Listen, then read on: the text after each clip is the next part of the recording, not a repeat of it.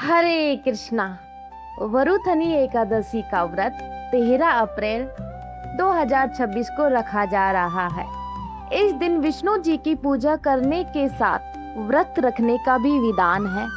इसके साथ ही वरुथनी एकादशी की इस व्रत कथा का पाठ अवश्य करना चाहिए।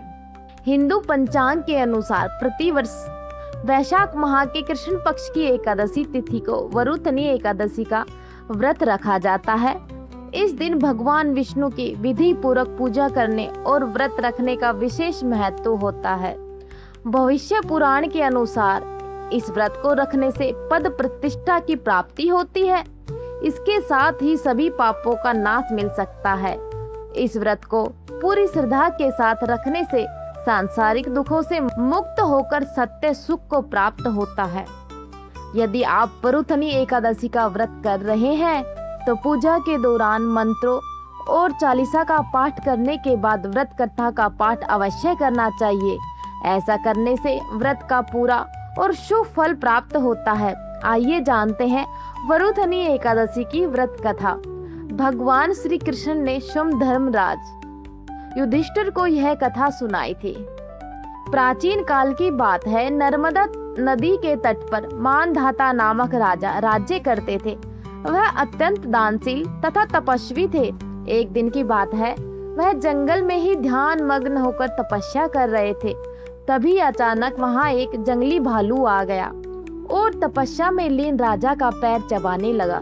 लेकिन राजा बिना किसी विघ्न के अपनी तपस्या में लीन रहे।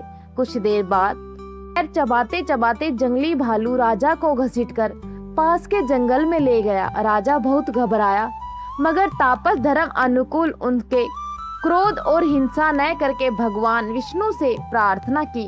करुण भाव से भगवान विष्णु को पुकारा। उनकी पुकार सुनकर भगवान श्री हरि विष्णु स्वयं प्रकट हुए और उन्होंने चक्र से भालू को मार डाला। राजा का पैर भालू पहले ही खा चुका था। इससे राजा बहुत ही शोकाकुल हुए। उन्हें दुखी देखकर भगवान विष्णु बोले, हे वत्स, शोक मत करो। तुम मथुरा जाओ और वरुथनी एकादशी का व्रत रखकर मेरी वराह अवतार मूर्ति की पूजा करो। उसके प्रभाव से पुनः सुदृढ़ अंगों वाले हो जाओगे। इस भालू ने तुम्हें जो काटा है, यह तुम्हारे पूर्व जन्म का अपराध था। भगवान की आज्ञा मानकर राजा मानधाता ने मथुरा जाकर श्रद्धा पूर्वक वरुथनी एकादशी का व्रत किया।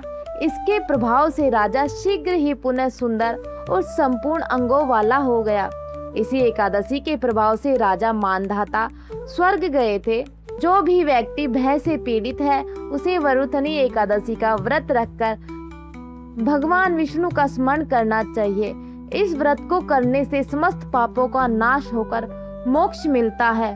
तो यह थी आज की वरुथनी एकादशी की व्रत कथा।